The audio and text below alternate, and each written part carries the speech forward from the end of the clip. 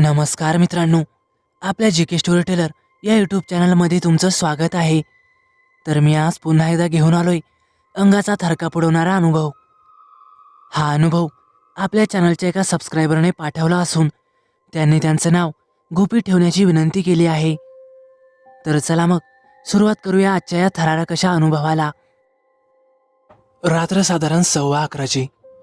पावसाची सर नुकतीच ओसरली होती, पण हवेत मात्र अजूनही ओल जाणवत होती.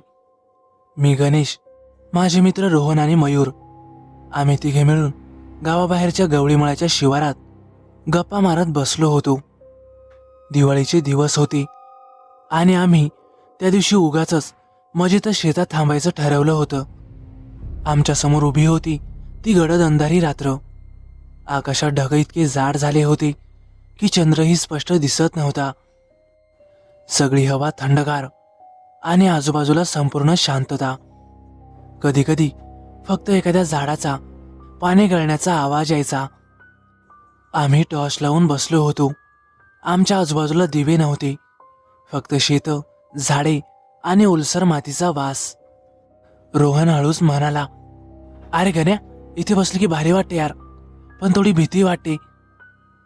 मी त्याला हसूनच म्हणालो, "अरे घाबरू नकोस, मी आहे ना इथं. शिवाय आपलं गाव पण जवळच आहे." पण मनात मात्र एक विचित्र अस्वस्थता रेंगाळत होती. कुठून तरी येणारी थंड वाऱ्याची झुळूक अंगावर काटा आणत होती. साधारण 12 वाजता अचानकच आजूबाजूची शांतता आणखीनच दाट झाली. कुत्र्यांचा एकही आवाज नाही. रातकिड्यांचं किरकिरनं थांबलं. जणू संपूर्ण परिसर अचानकपणे शांत झाला आहे.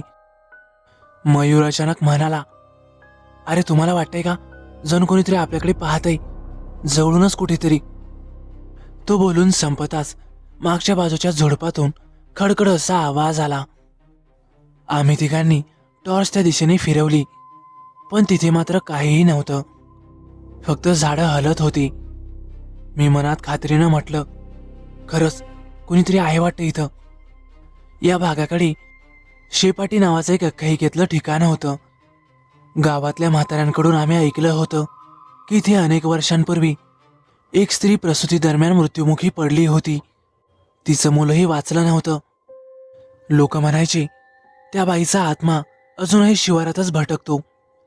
मुलाच्या रडण्याचा आवाज येतो आणि जे तिच्या रस्त्यात जातात त्यांना ती अडवते. तसा आम्हाला भूतप्रेतांवर अजिबात विश्वास नव्हता, पण त्या रात्री मात्र त्या कथा खऱ्या आहेत असंच आम्हाला वाटत होतं. आणि तेवढ्यातच कानाजवळ कोणीतरी हळूच कुजबुजतंय असा काहीसा आवाज आला. मी दचकूनच उभा राहिलो. रोहन आणि मयूरही घाबरूनच इकडे तिकडे टॉर्च फिरवत होते. आणि तेवढ्यातच वाराचा एक जोरदार झटका आला. जणू काही थंड काट्यांनी भरलेली हवा आमच्यावरच आदळली असावी. माझे कान, हात आणि पाठीचा कणा एकदमच थंड पडला. रोहनचा टॉर्च आधीच हलका हलका लुकलुकत होता आणि अचानक टॉर्च घट्ट बंद झाला. मी ओरडलो, "अरे टॉर्च चालू कर ना." तो बटन दाबत होता, पण टॉर्च मात्र अजिबात चालू होत नव्हता. शेजारी मयूरचा टॉर्चही काही सेकंदात मंद मंद होत गेला. त्या अंधारात आता आम्हाला फक्त स्वतःचेच धडधडणारे श्वास ऐकू येत होते आणि आमच्या मागून खूप धीम्या गतीने कुणाच्या तरी पावलांचा आवाज येऊ लागला. आम्ही तिघे एकदमच गोठून उभे राहिलो. मयूर हळू आवाजात म्हणाला, "अरे गण्या, मागे बघू नकोस." त्याचं न ऐकता मी थरथरतच वळलो. पहिल्यांदा काही दिसलं नाही, पण काही क्षणांनी टॉर्चच्या जेमतेम मिणमिणत्या प्रकाशात एक काळसर सावली दिसली. ती सावली बाईसारखी वाटत होती, पण मी जसंच वर पाहिलं आणि मला धडकीच भरली, कारण त्या आकृतीचं डोकंच नव्हतं. हो, अगदी खांद्यापासून वर पूर्णपणे पोकळ काळोख. वरती अजिबात काहीच नाही. माझा घसा कोरडा पडला, आवाजही निघत नव्हता. ती सावली हळूहळू आमच्याकडे येत होती, पाय जमिनीला न लागता जणू काही हवेतच तरंगत. तिच्या येण्याचा आवाज मात्र पाय आपटल्यासारखा चपचप असा येत होता. रोहनचा श्वास अडकला. मयूर पाठीमागे सरकता सरकता जवळपास पडलाच. मी 3 पावलं मागे घेतली आणि तोपर्यंत ती सावली अगदीच आमच्या जवळ आली होती. सावली आमच्या समोर उभी असताना एकदमच आजूबाजूच्या हवेचं तापमान खाली गेलं. माझ्या अंगावर जणू कोणी थंड पाणी ओतलंय असंच काहीसं मला जाणवलं. हाडं थरथरायला लागली आणि तेव्हाच त्या सावलीपासून एक हलकासा आवाज आला. आवाजात वेदना होत्या, वेदना आणि सूड. माझं मूल कुठे आहे? कुठे आहे माझं मूल? असा कुजबुजणारा अर्थ आवाज. आणि त्या आवाजाने माझ्या पोटात गोळा आला. आणि बरोबर त्या क्षणी कुठून तरी विजेचा एक भला मोठा चमकदार लखलखाट झाला. जमिनीकडे पाहिलं तर तिथे 3 पावलांचे ठसे होते, आमचे, आणि चौथं मात्र मानवी नव्हतं. ते पायाचे ठसे एखाद्या लहान बाळासारखे वाटत होते, पण ते उलटी होते. एवढ्यात त्या ठशांच्या भोवती काळसर धुकं जमू लागलं. ते धुकं वळत वळत एका छोट्या आकृतीच्या आकारात बदललं, जणू काही एखाद्या बाळासारखी आकृती. ती आकृती होती एका बाळाची. मी मोठ्यानं ओरडलो, बाळा! आम्ही तिघेही धावत सुटलो. शेताच्या बाहेर जाणारा कच्चा रस्ता फक्त 300 मीटर होता, पण त्या रात्री तो जणू काही 3 किलोमीटर सारखा वाटत होता.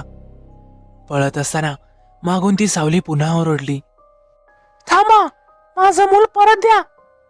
तो आवाज एवढा भयानक होता की आमचे पाय थरथरत थांबायला होत होते. मी तिरक्या नजरेनं मागे पाहिलं तर मागे ती सावली झाडांवरून झाडावर उड्या मारत आमच्याकडेच येत होती. तिचं डोकं अजूनही नव्हतं, फक्त काळापोकळ आकार. आम्ही रस्त्यावरच्या वळणावर पोहोचलो आणि समोरचं दृश्य पाहून आमच्या अंगावर पुन्हा काटा आला.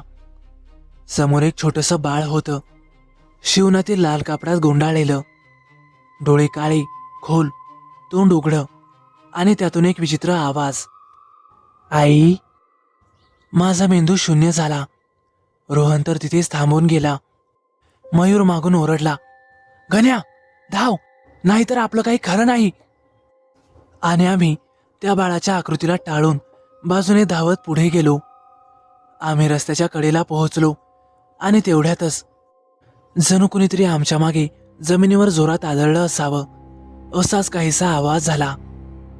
पण आमची मात्र मागे वळून पाहायची हिंमत झाली नाही.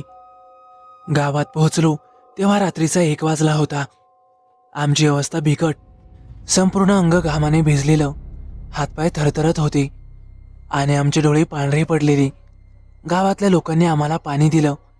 आम्ही काय घडलं ते सांगण्याचा प्रयत्न केला, पण आमची मात्र भीतीने बोबडी वळाली होती. आमची अवस्था बघूनच गावातल्या लोकांनी समजून घेतलं की आम्ही नक्की काय पाहिलं असावं. आमच्या गावातले एक वृद्ध सीतारामाज्या ते समोर आले आणि आम्हाला म्हणाले, पोरं हो, तुम्ही त्या बाईचं भूतभीत पाहिलं का काय? आम्ही फक्त मानेनेच होकार दिला. त्यावर ते म्हणाले, अरे कोणीतरी लवकर जा आणि मंदिरातून अंगारा घेऊन या. एका गावकऱ्याने पळतच जाऊन मंदिरातला अंगारा आणला. सीतारामाज्यांनी तो अंगारा आमच्या कपाळावर लावला आणि आम्हाला म्हणाले, घाबरू नका, आता ती तुम्हाला काय बी करणार नाही बघा. तेवढं झाल्यानंतर आम्ही आपापल्या घरी गेलो.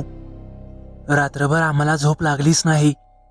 जरासा डोळा लागला की ती बाई आणि ते लहानसं मूल आमच्या डोळ्यासमोरच दिसायचं. त्यानंतर मात्र आम्ही पुन्हा चुकूनही त्या दिशेने फडकलोही नाही. तो प्रसंग अजूनही आठवला की अंगावर शहारे येतात.